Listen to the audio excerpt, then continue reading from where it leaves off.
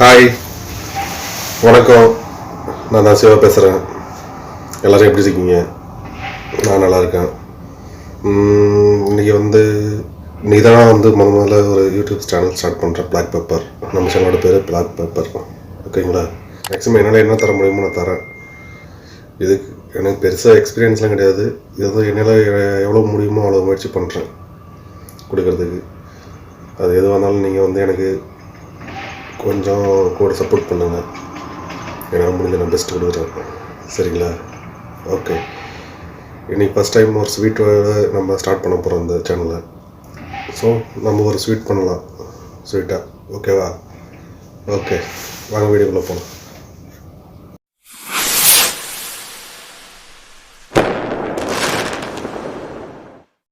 இப்போ பார்த்தீங்கன்னா, நம்ம ரசகுல்லா செய்கிறதுக்கு தேவையான 1 லிட்டர் பாலை நம்ம எடுத்து வச்சுருக்கோம்.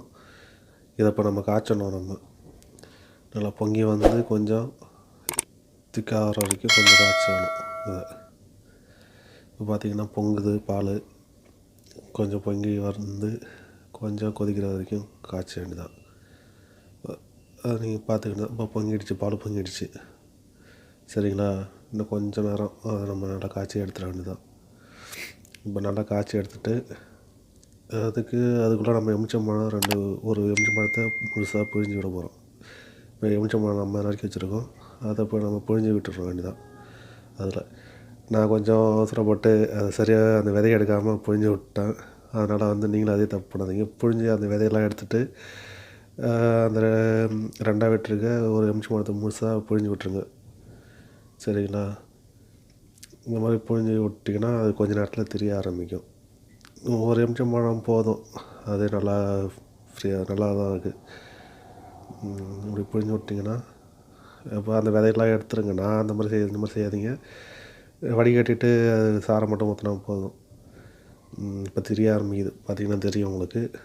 கொஞ்சம் கொஞ்சமாக பால் தெரிய ஆரம்பிக்குது. பார்த்தீங்களா? லைட் தீயை குறைச்சிக்கிங்க, சிம்மில் வச்சுக்கிங்க. இப்போ பார்த்திங்கன்னா பால் திரிஞ்சிடுச்சு கொஞ்சம் கொஞ்சமாக. உங்களுக்கு பார்த்தாவே நல்லா தெரியும். சரிங்களா? அவ்வளோதாங்க. இப்போ பால் தெரிஞ்சிடுச்சு.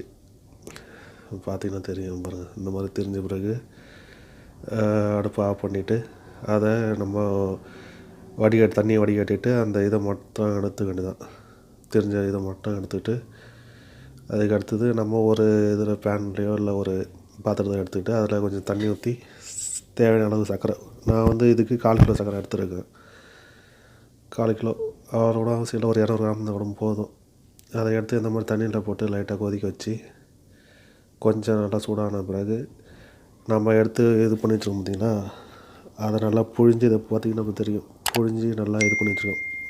இதை நல்லா மாவு மாதிரி பிசைஞ்சு உருண்டையாக உருட்டி இந்த நம்ம கொதிக்கிற தண்ணியில் அந்த சர்க்கரை போட்டு வச்சுருப்போங்க, அதில் அந்த மாதிரி உருண்டையாக உருட்டி எல்லாத்தையும் போட்டுற வேண்டியதான். உங்களுக்கு எவ்வளோ சைஸ் வேணுமோ அந்த மாதிரி ஊற்றி இந்த மாதிரி போட்டிங்கன்னா அதை அந்த கொதிக்கிற தண்ணியில் போட்டிங்கன்னா நல்லா பெருசாக பந்து மாதிரி ஆகிடும். அவ்வளோதாங்க, நம்ம ரசகுல்லா ரெடி ஆகிடுச்சு கிட்டத்தட்ட. அவ்வளோதான். இதை திரும்ப லைட்டாக மூடி வச்சு லைட்டாக ஒரு சிம்மு குறைச்சி தீயிலே இது பண்ணலாம். பண்ணிவிட்டு மூடி வச்சிங்கன்னா போதும். மூடி வச்சுட்டு அதோட ஒரு 5 நிமிஷம் லைட்டு மிதமான தீயிலே இது பண்ணிங்கன்னா அதுக்கு அடுத்தது ஆஃப் பண்ணி மூடி வச்சுருங்க.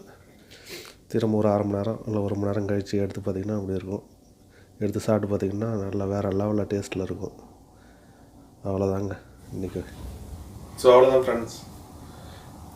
இன்றைக்கி ஃபஸ்ட்டு இது ஸ்வீட்டோட ஸ்டார்ட் பண்ணியாச்சு.